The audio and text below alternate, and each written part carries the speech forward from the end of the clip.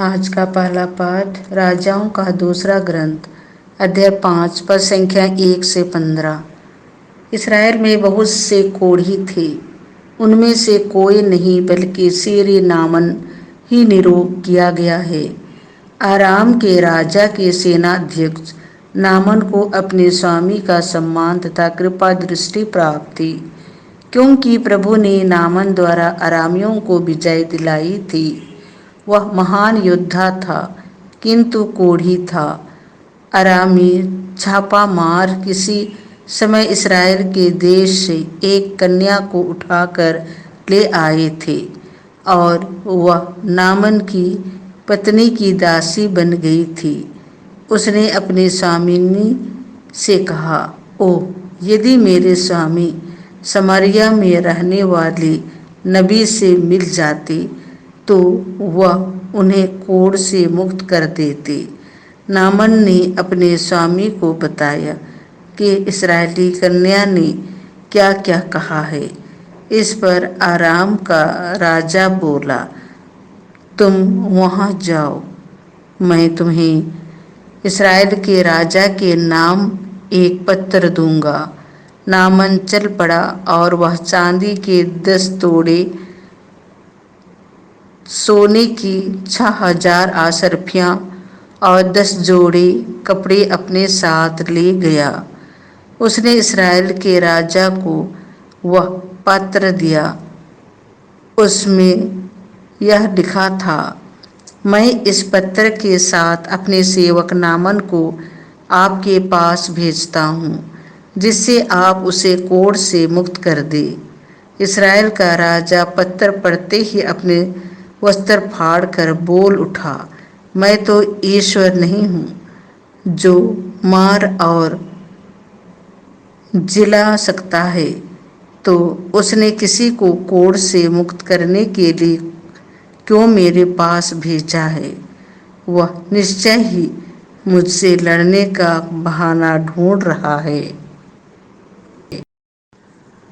जब ईश्वर भक्त इलीसाई को यह पता चला कि इस्राएल के राजा ने अपने वस्त्र फाड़ डाले हैं, तो उसने राजा के पास यह कहला भेजा, आपने क्यों अपने वस्त्र फाड़ डाले हैं?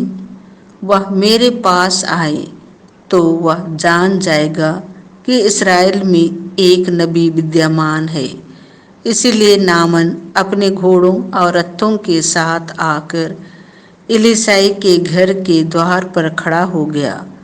इलीसाई ने उसे यह संदेश कहला भेजा, आप जाकर यरदन नदी में 7 बार स्नान कीजिए, आपका शरीर स्वच्छ हो जाएगा और आप शुद्ध हो जाएंगे। नामन क्रोध हो उठा और यह कहते हुए चला गया।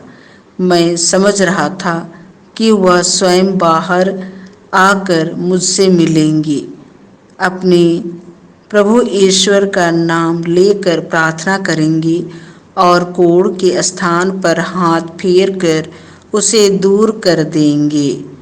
क्या दमिश्क की अबाना और फर पर नामक नदियों का जल इस्राएल के सब जलाशयों से बढ़कर नहीं है? क्या मैं उनमें स्नान कर शुद्ध हो सकता था? इस पर वह मुड़कर क्रोध के आवेश में चला गया। उसके सेवक उसके पास आए और यह कहकर उसे समझाने लगे, पिता, यदि नबी ने आपको कोई कठिन कार्य करने को कहा होता तो आप उसे अवश्य करते। जब उन्होंने इतना ही कहा, स्नान कीजिए और आप शुद्ध हो जाएंगे, तो आपको ऐसा अवश्य करना चाहिए।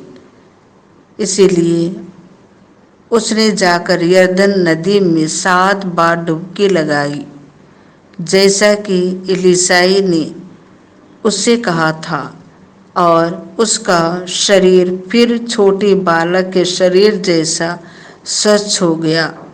वह अपने सब परिजनों के साथ एलीसाई के यहाँ लौटा।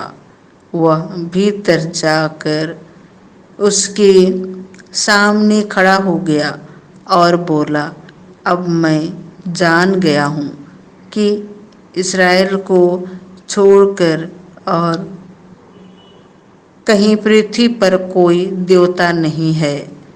यह प्रभु की वाणी है। संत लूकास के अनुसार पवित्र सुसमाचार अध्याय 4 पद संख्या 24 से 30। इलियस और इलिसियुस की तरह यीशु केवल यहूदियों के पास नहीं भेजे जाते हैं। यीशु ने नाजरेत आकर सभागृह में लोगों से कहा, मैं तुमसे कह देता हूँ, अपने मातृभूमि में नबी का स्वागत नहीं होता।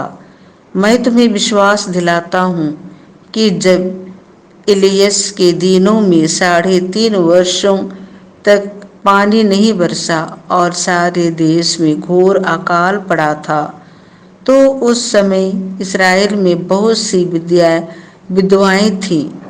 फिर भी इलियस उनमें से किसी के पास नहीं भेजा गया।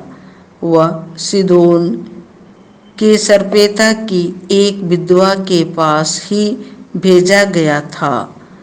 और नबी एलीसियुस के दिनों में इस्राएल में बहुत से कोढ़ी थे, फिर भी उनमें से कोई नहीं बल्कि सीरी नामन ही निरोग किया गया था। यह सुनकर सभागृह के सब लोग बहुत क्रुद्ध हो गए। वे उठ खड़े हुए और उन्होंने यीशु को नगर से बाहर निकाल दिया।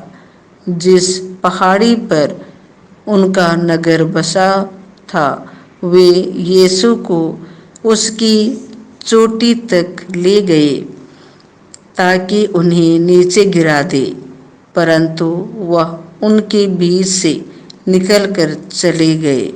यह प्रभु का सुसमाचार है।